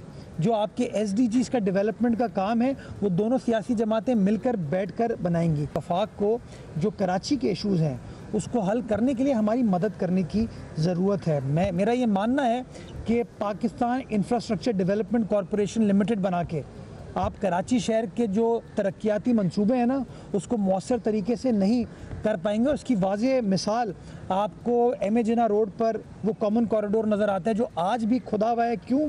क्योंकि कॉन्ट्रैक्ट कराची की इंतज़ामिया ने नहीं दिया था, वो इस्लामाबाद में बैठे हुए अफसर ने दे दिया और किसी ने उसकी मालकी नहीं की। रेड लाइन मंसूबे की वजह से यूनिवर्सिटी रोड पर लोगों को मुश्किलात का सामना है, लेकिन यकीन जाने कोई हुकूमत जानबूझ से नहीं चाहती कि मुश्किलात हों। जो अभी तक की टाइमलाइन है जो मुझे बताया गया, पिछले दिनों जो बोर्ड मीटिंग हुई थी मैं खुद गया था उसके अंदर मालूमात लेने के लिए, 2 साल लगेंगे उस मंसूबे को मुकम्मल होने में। सिंध की वो सड़कें जो वफाकी हुकूमत के पास हैं, उनका ना सिर्फ बुरा असर है, लेकिन उस रोडों सड़कों की वजह से रोज़ाना की तादाद में लोगों की जानें जा रही हैं। वहाँ जो एक्सीडेंट्स हो रहे हैं, वहाँ पर जिस तरीके से हादसात हो रहे हैं, जिस तरीके से इस वक्त बहुत बुरा हशर है उन सड़कों का, इसकी जिम्मेदार सिर्फ और सिर्फ वफाकी हुकूमत है। अच्छा, रोडों के हाल तो अगर आपने लाहौर टू कराची कभी बाय रोड ट्रैवल किया हो, मेरा अभी रिसेंटली करने का इत्तेफाक हुआ, आप सखर के बाद ऐसा लगता है आप मरीख पे पहुंच गए। और कितनी I have also travelled Karachi to Lahore और बहुत बुरा हाल है अप टिल सखर, उसके बाद ऑब्वियसली मोटर वे स्टार्ट हो जाती है। अच्छा, और आपको बताएं कि उधर पीपल्स पार्टी के गवर्नर पंजाब सरदार सलीम हैदर खान नून लीग को मुसलसल निशाने पर रखे हुए हैं और कल भी उन्होंने एक तकरीब से खिताब में पंजाब हुकूमत को आड़े हाथों लिया और बल्कि ये दावा भी किया कि सूबे में असल अपोजिशन तो वो कर रहे हैं। पंजाब च असीं कोलेशन पार्टनर हाँ, लेकिन उत्ते अपोजिशन इकल्ला मैं या लाहौर ने अंदर 17,000 स्कूल हैं जेड़े प्राइवेट कर देते गए, सरकारी स्कूल उस 17,000 स्कूल नूं है जिथे तुहाडे बच्चे पढ़ने हैं। जेड़े वडेरे तगड़े लोग हैं उन्हें अपने बच्चे को फैक्ट्री टैक्स ला इस्लामाबाद अटक मुख्तलिफ शहरों च पढ़ा गिने। मसला करीमे आया, मसला अमीर खान आना, मसला जंग आना, मसला उधर बैठी आना, मसला उन्होंने कि जेड़े जिंदी जे बच्चे वहां फैक्ट्री बिजली ने किराया नहीं। अच्छा जी, ये सारे इश्यूज पॉइंट आउट कर लिए और इनफैक्ट ये नए नहीं हैं because we keep talking about them. लेकिन आज जवाब देने के लिए हमारे साथ नादिर नबील गबोल हैं, तर्जुमान सिंध हुकूमत हैं, इनफैक्ट रिसेंटली अपॉइंटेड हैं, so congratulations to you Nadir and thank you for coming on our show. अच्छा नादिर साहब बताइएगा, ज़ाहिर है गिले शिकवे तो हैं, पीपल्स पार्टी इस सिस्टम में इसलिए मौजूद है क्योंकि सिस्टम की मजबूरियां हैं, ये कहते हैं पाकिस्तान तहरीक इंसाफ वाले दोस्त। तभी परसों ही हमारे शो पे शौकत यूसुफजई थे, वो कह रहे थे कि ये तो दिल से नहीं मौजूद है, तो बस यहाँ रखा गया है, बिठाया गया है। और गिले शिकवों से भी यही लगता है कि सूरत हाल अच्छी नहीं है। चलें ख़त से ही शुरू कर लें। जो वज़ीर आला सिंध ने ख़त लिखा वज़ीर आज़म को, उस पर क्या पेशरफ्त है, क्या जवाब आया, कोई मुस्बत जवाब है, पेशरफ्त है? देखिए, अनफॉर्चुनेटली जो हमारी एग्रीमेंट्स हुई थी वफाकी हुकूमत के साथ, उस पर वफाकी हुकूमत सीरियस लग नहीं रही और वफाकी हुकूमत को ये समझना चाहिए कि we are a coalition partner and without us they can not sustain the federal government. तो जहाँ पे सिंध की जो सीएम साहब है वो एटलीस्ट एक पॉजिटिव तरीके से तो इंटरेक्ट कर रहे हैं पीएम साहब के साथ। अगर लेटर लिख रहे हैं तो this should be taken in a positive light कि he is doing taking the official route instead of doing politics on television. अब वफाक की जिम्मेदारी है कि जो प्रोमिसेस उन्होंने किए थे सिंध के साथ और पीपल्स पार्टी के साथ उस पर अमल करें। जिस तरह आपने ख़ुद फरमाया, एंड मैं ख़ुद कराची में रहता हूँ, सिंध में ट्रैवल करता हूँ, unfortunately the highways come under the federal government. NHA is the federal institution, federal department. तो जहाँ पे पंजाब के अंदर आपने मोर देन 700 मिलियन एलोकेट किए हैं for the highways and 33 schemes, वहीं पे सिंध में only 6 schemes and around 78 million Pakistani rupees. That's around 10% of what Punjab is getting. In fact, अगर आप देखें तो कराची सिर्फ एक शहर सिंध का, जो सिंध का कैपिटल है, it is contributing more than 60-65% to the federal budget. ये तो शुक्र है कि आसिफ अली ज़रदारी साहब का विजन था कि when he was president and we had the government back in 2008 तो हमने NFC अवार्ड मुतारिफ कराया, वरना तो सिंध को और भी कम पैसे मिलते और अभी भी जो प्रोमिसेस हैं और जो एलोकेशंस हैं NFC में वो भी हमें टाइम से नहीं मिलते, उसमें भी हमें अक्सर ब्लैकमेल किया जाता है। तो मेरी रिक्वेस्ट यही होगी वफाकी हुकूमत से that they should realise that Sindh is the gateway to Pakistan. जहाँ पे एंड आल्सो कराची सबसे ज्यादा टैक्स कलेक्ट करके लेकिन देता आप है बड़ी स्ट्रॉन्ग पोजीशन में हैं इस वक्त, मतलब ये ग्रीवेंसेस तो फिर पुराने चलते आ रहे हैं, जिस तरह आपने एनएफसी की भी बात की है, बट अब तो आप एलाइज हैं। मतलब अब अगर काम नहीं आप करवा सकते तो पहले तो कभी होना ही नहीं था, but isn't this the right opportunity? और क्या आपकी सुनवाई हो भी रही है? Because you are allies. नहीं, अनफॉर्चुनेटली सुनवाई नहीं हो रही है, and that's why Bilawal Bhutto ददाई साहब, जैसे you know his fiery speeches in जलसाज व्हेनेवर ही होल्ड द जलसा, जैसे भी मोस्ट रिसेंटली जो बड़ा जलसा इन्होंने बिलावल साहब ने रखा था, वो इट वाज इन गढ़ी खुदाबख्श, जो शहीद मोहतरमा बेनज़ीर भुट्टो साहिबा की जो बरसी के मौके पे, तो वहाँ पे भी he made it very clear that he's not happy with the attitude of the federal government and the Prime Minister, and if they don't realize very soon that People's Party is not happy and Sindh government is not happy with the attitude of the federal government. ये पानी वाला जो मसला है, इस पे एहसन इकबाल साहब तो कहते हैं नई नहरें निकालने का मसला, और ज़ाहिर है सिंध को रिजर्वेशंस हैं कि हमारे जो ज़ेरी सिंध के इलाके शदीद मुतासर होंगे, सिंध का पानी कम होगा, पहले ही पानी की किल्लत है। एहसन इकबाल साहब कहते हैं नहीं जी, टेलीमीट्रिक का निज़ाम है और 1 क्यूबिक मिलीमीटर भी पानी कम नहीं मिलेगा, और हमारा जो अपना पानी है उसमें से हम अपनी अराजी को पानी देना चाहते हैं, इरिगेट करना चाहते हैं। ऐसा नहीं है, they trying to dig out 6 more canals in the Indus system। और देखिए, Indus is an English word given by the British, जब ब्रिटिश यहाँ पे उन्होंने रूल किया था सब कॉन्टिनेंट में। It's actually Sindhu river. Sindhu river कहाँ से आता है? सिंध से आता है। तो सबसे ज़्यादा जो हक है, वी बिलीव के सिंध मदरलैंड का है, और सिंधी जितने भी हैं, सिर्फ पीपल्स पार्टी के नहीं, दीगर भी जो पार्टीज़ हैं, दीगर हर सिंध में रहने वाला शख्स, बच्चा वो इंडस रिवर को अपनी शेयर रख समझता है और बिल्कुल भी कॉम्प्रोमाइज़ करने को तैयार नहीं इस इशू पे। अगर वफाकी हुकूमत ये समझती है कि इंडस रिवर में, सिंधु रिवर से वो 6 कनाल निकाल के चोलिस्तान जो एक रेगिस्तान है वहाँ पे पानी पहुँचाएंगे, ये पानी ज़ाया होगा वहाँ पे। इंस्टेड ये पानी हक है सिंध प्रोविंस का, और Karachi is the last link in this chain. Karachi is already under heavy water stress. यहाँ पे आपको पता है घरों में लोगों के पानी नहीं आ रहा। अगर ये कनाल्स डिग करेंगे तो कराची बिल्कुल ही पानी की किल्लत से एक्सट्रीमली मुतासर होगा, और ये हम कभी भी अफोर्ड नहीं कर सकते और इसको अलाउ भी नहीं करेंगे। तो क्या करेंगे? एहतजाज बिल्कुल फ़िलहाल तो हमने वोकल किया अपने इस एहतजाज को, बट अगर इस पे मज़ीद सुनवाई हमारी नहीं होगी तो हम सड़कों पे निकलेंगे। एंड जिस तरह पीपल्स पार्टी मोबिलाइज़ करती है मासेस को, कोई और पार्टी नहीं कर सकती। बिलावल भुट्टो ज़रदारी साहब ही हैं वो जिन्होंने लॉन्ग मार्च स्टार्ट किया था, आज़ादी मार्च स्टार्ट किया था, और कराची से निकले थे, इस्लामाबाद गए थे 2002 के अंदर, और उसके बाद ही उस वक्त की वफाकी हुकूमत को गिराया था, उसके घुटने टेके थे। तो अगर ये नहीं समझेंगे तो हम फिर वापस स्टार्ट करेंगे। ये तो बड़ा आपने कह दिया, सड़कों पे निकलने तक का ऑप्शन ज़ेरे गौर है। मतलब तो कहने का मतलब है कि अभी आप सिर्फ पॉइंट आउट कर रहे हैं चीज़ें, और फिर सड़कों वाला ऑप्शन भी आप अवेल कर सकते हैं। मोटरवेज की बात कर लेते हैं। हैदराबाद सखर मोटरवे के लिए आप ऑब्वियसली कह रहे हैं कि अब इसको बनवाएं, फंड्स करें। कराची हैदराबाद को भी देखा जाए तो कोई ख़ास हालात नहीं है। तो कहने का मतलब ये है कि खुद भी सिंध हुकूमत जो स्ट्रेचेस उनके अंडर आते हैं उनको ही बेहतर कर लें, एटलीस्ट सेट एन एग्जांपल कि देखिए इतना तो हमारा था, हमने कर लिया है, बट आगे आप करें। नहीं, देखिए, even Karachi to Hyderabad motorway was built by the federal government of that time. अभी तो उसको भी आई बिलीव ऑलमोस्ट 10 years होने वाले हैं। बट जहाँ पे आपने सिंध हुकूमत की बात की, तो most recently we inaugurated, Bilawal Bhutto ददाई साहब इनॉग्रेटेड शहीद जुल्फ़िकार अली भुट्टो एक्सप्रेसवे, जिसको पहले मलिर एक्सप्रेसवे के नाम से माना जाता था। उसकी आप क्वालिटी जाके देखें, it's state of the art, and I would invite you guys if you haven't been there already, तो आप ज़रूर वो राउट लें। कयूमाबाद से शाह फैसल तक उसको ऑलरेडी कंप्लीट कर दिया गया इन द फेज़ 1। फेज़ 2 में उसको काठौर तक लिंक करेंगे, and this will really benefit the people of Karachi, because Karachi के अंदर there are no intercity highways now. I grew up in America, even the smallest of cities, I am not talking about New York और Chicago, I am talking about small cities like Fort Lauderdale for example.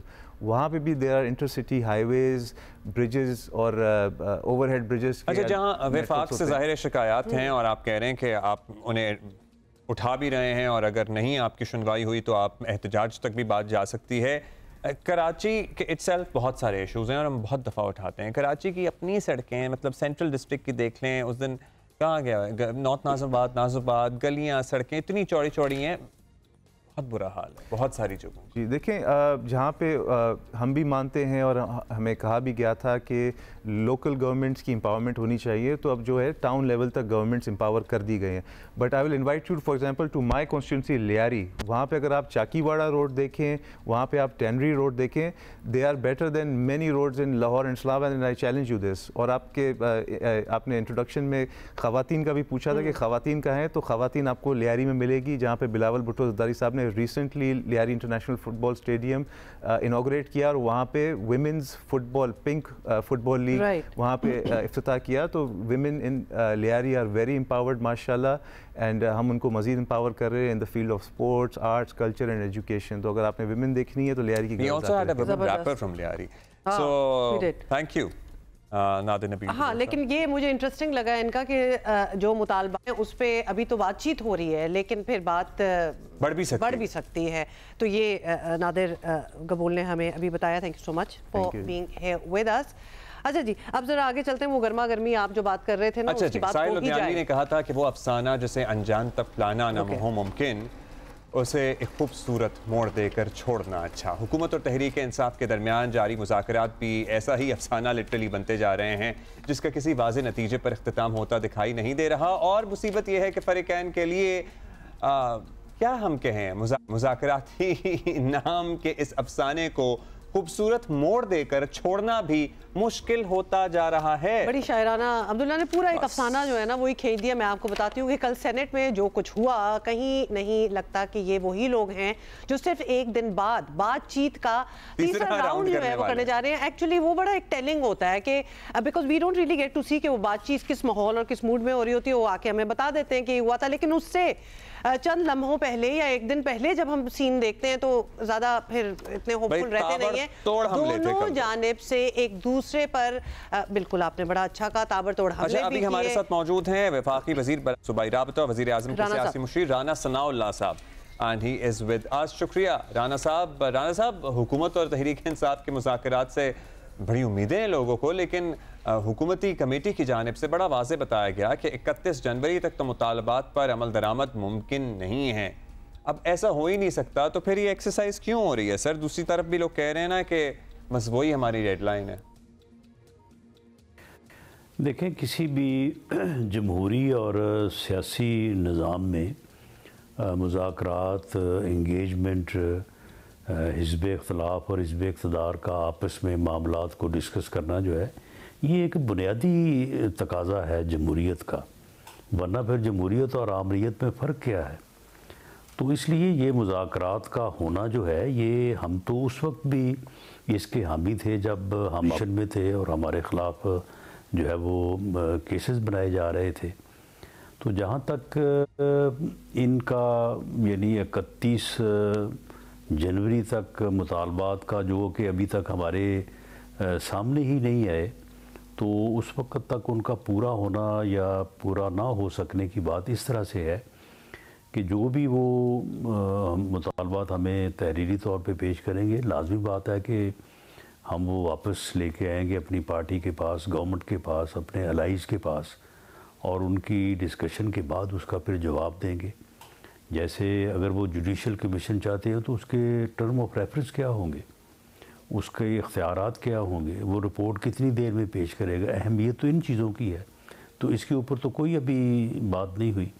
इसी तरह से जो कैदियों की list है, वो किन लोगों को सियासी कैदी समझते हैं, उनका स्टेटस क्या सियासी कैदी का है या उन्होंने को और जो है वो जुर्म सरजद किया है। तो ये सारी चीज़ें ऐसी हैं कि इनके लिए जो है वो वक्त लग सकता है।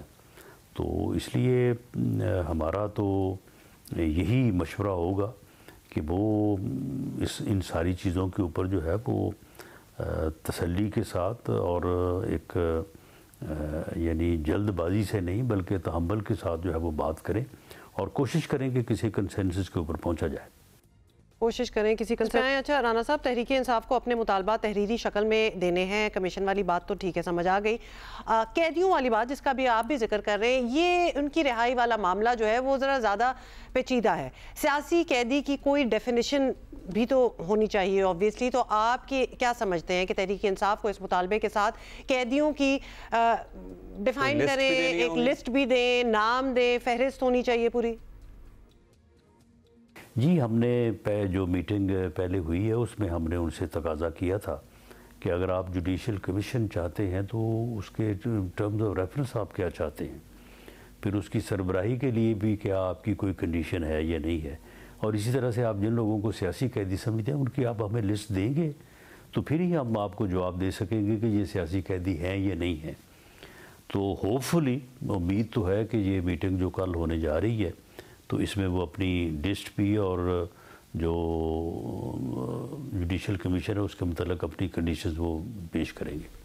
अच्छा राना साहब, तहरीक इंसाफ की जानिब से भी कहा जा रहा है कि हुकूमत अपने मुतालबात पेश करे, आवाम के सामने रखे। तासुर ये है कि आप लोग जो हैं वो हुकूमत को वक्त पूरा करने देने की गारंटी मांगेंगे। अब ऐसा ही है तो ये डिमांड, पर्टिकुलरली ये डिमांड भी लिख कर देंगे?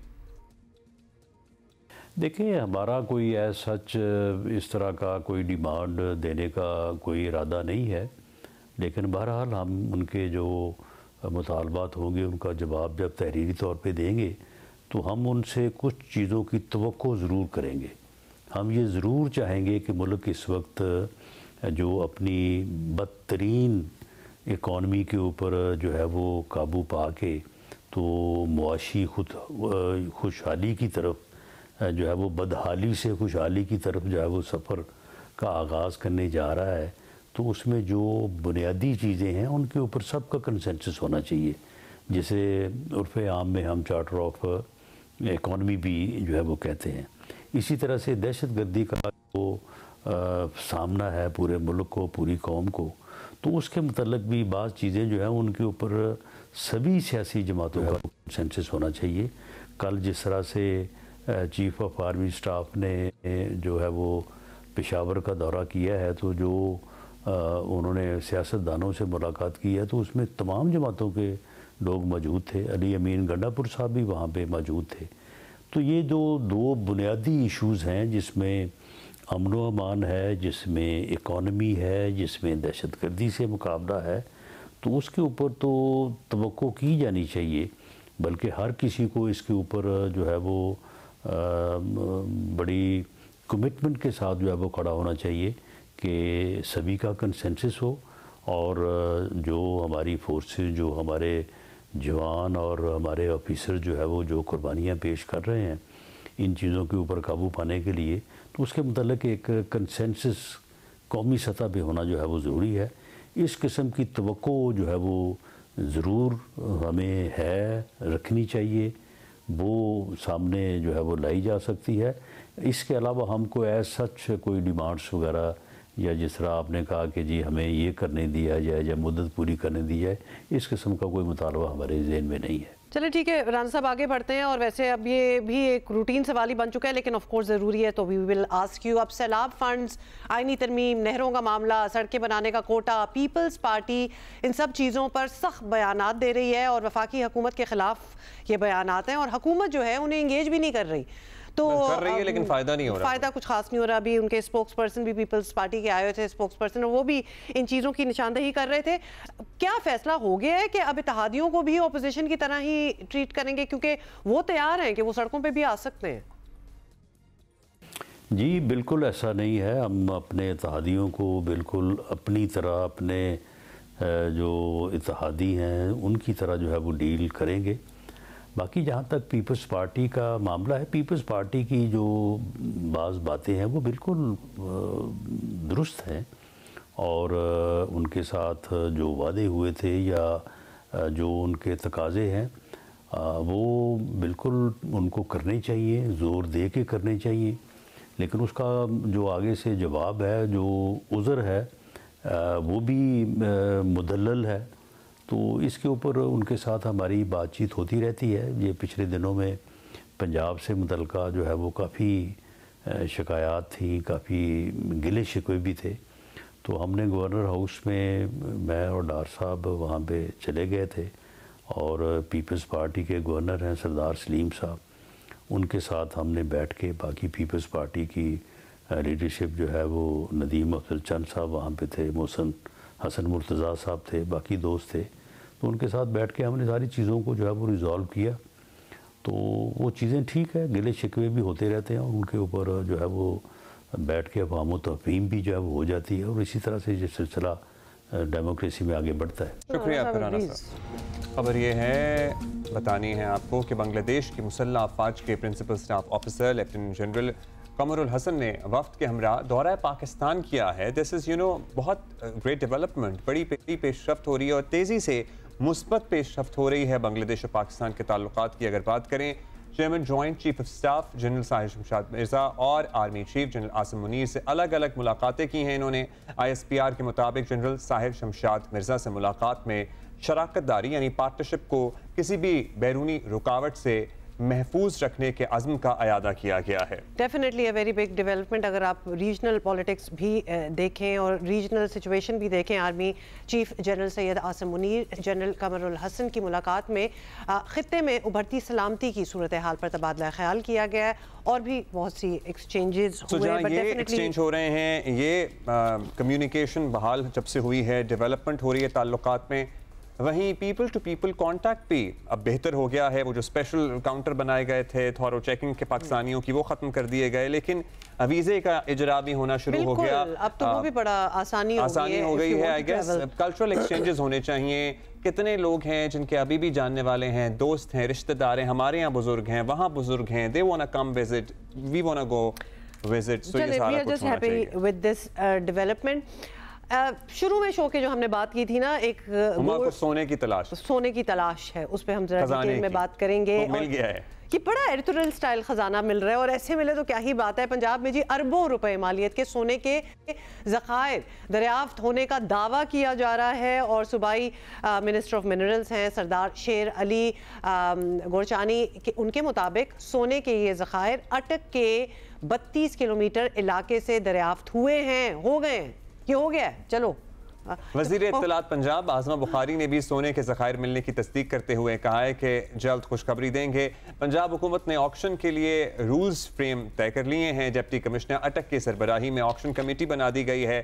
शेर अली गोरचानी का दावा है कि दरियाफ्त होने वाले सोने की आलमी मंडी में मालियत 600 से 700 अरब रुपए बनती है। सब कुछ छोड़ दें भाई, हमारे कॉरेस्पॉन्डेंट हैं वहाँ बाचा खान अटक में और उन्हें भेज दिया। हमने कहा जरा पता तो कराएंगे। पहले भी आपको पता है वो जो एस्केवेशन वाला मामला था वो हमें अटक से पता लगा था इन्हीं के थ्रू और दीगर हमारे साथियों के थ्रू। बाचा खान इज टेलिंग अस। जी बिल्कुल, मैं इस वक्त दरिया सिंध के किनारे मौजूद हूँ। खैबर पख्तूनख्वा और पंजाब का ये सरहदी इलाका है और दोनों अतराफी ज़मीन सोने के ज़ाहिर से मालामाल है, लेकिन गुज़श्ता कई अरसे से, गुज़श्ता कई सालों से ये सोना ज़ाहिर लूटे जा रहे हैं। गैर कानूनी इलीगल माइनिंग का सिलसिला जारी है। कुछ अर्सा पहले यहाँ मदनियात के मिनिस्टर और इसके साथ साथ डायरेक्टर जनरल सेक्रेटरी मदनियात, उन्होंने इस इलाके का विजिट किया।